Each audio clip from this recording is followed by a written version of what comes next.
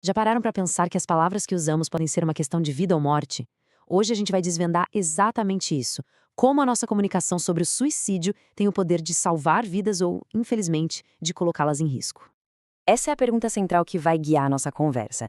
Será que o jeito como a gente aborda esse tema é só uma questão de etiqueta, de bons modos?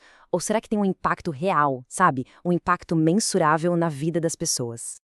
Pois é, não se trata apenas de ser cuidadoso, não. É sobre entender o profundo impacto psicológico da nossa comunicação. E para aprofundar nisso, a gente precisa começar pelo porquê. Para a gente entender de verdade a nossa responsabilidade, primeiro a gente precisa encarar o potencial de dano que existe. Existe um fenômeno, todo documentado, que mostra como uma comunicação irresponsável pode ser perigosa. É o chamado efeito Werther. E o que é isso, afinal? Bom, esse efeito descreve um padrão de contágio bem alarmante. Depois que um suicídio é divulgado de uma forma muito sensacionalista, o que se observa é um aumento no número de casos. É uma ligação direta e bem perigosa entre a comunicação e a ação. E o que é fascinante aqui é que essa ideia não é nem um pouco recente. Se a gente olhar essa linha do tempo, dá para ver que esse padrão foi notado pela primeira vez lá em 1774 e foi cientificamente documentado 200 anos depois, em 1974. Ou seja, é um fenômeno com séculos de história. Essa citação resume a questão de um jeito muito poderoso, né? A ligação entre o sensacionalismo da mídia e o aumento de suicídios não é uma teoria, não. É um fato, observado e estudado. Mostra que as palavras têm consequências bem reais no mundo. Mas olha, a história não precisa ser só sobre o perigo. Se a comunicação pode causar danos, ela também tem um poder imenso de curar. E é exatamente aqui que entra o efeito Papageno, uma força de esperança que mostra pra gente o como podemos fazer a diferença. Esse quadro aqui ilustra de forma brilhante a encruzilhada em que a gente se encontra. De um lado, o efeito Werther, que é um caminho que alimenta o risco. Do outro, o efeito Papageno, um caminho que promove a prevenção e a esperança. Então, o ponto crucial é este. Para cada risco, existe uma oportunidade. Do mesmo jeito que o efeito Werther mostra o poder negativo da comunicação, o efeito Papageno revela o seu imenso potencial positivo. E este é um poder que a gente pode escolher usar ativamente. A própria origem do nome desse efeito já é uma história de esperança. Vem da ópera A Flauta Mágica de Mozart. Nela, o personagem Papageno está em desespero e ele é salvo do suicídio pelos amigos que mostram para ele que existem outras opções e que ele não está sozinho. Quando a gente muda o foco da nossa narrativa, o impacto é o oposto do efeito Werther.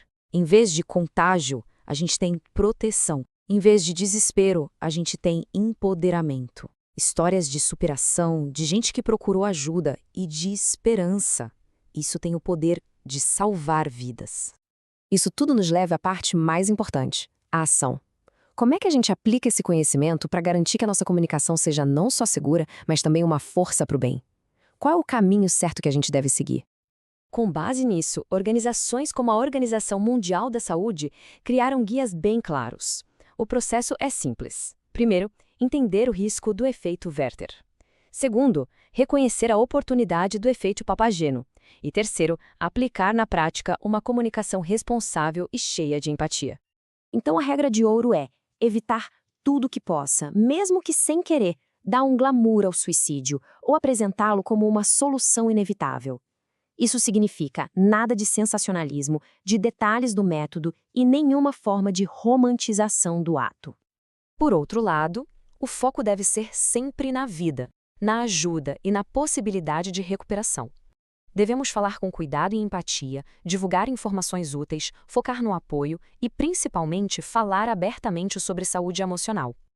No Brasil, uma das formas mais diretas de oferecer ajuda é compartilhando este número, 188. É o número do CVV, o Centro de Valorização da Vida, uma linha de apoio gratuita disponível 24 horas por dia, 7 dias por semana. Compartilhar esse número pode fazer toda a diferença. A mensagem central precisa ser esta. Falar é um ato de coragem. Procurar apoio não é um sinal de fraqueza, mas de força. A ajuda está disponível e ninguém precisa passar por isso sem apoio.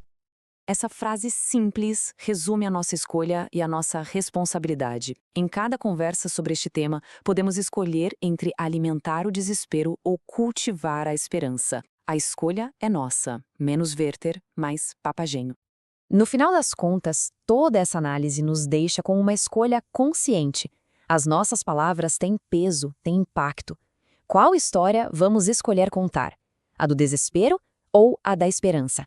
A nossa resposta a esta pergunta pode, literalmente, salvar vidas.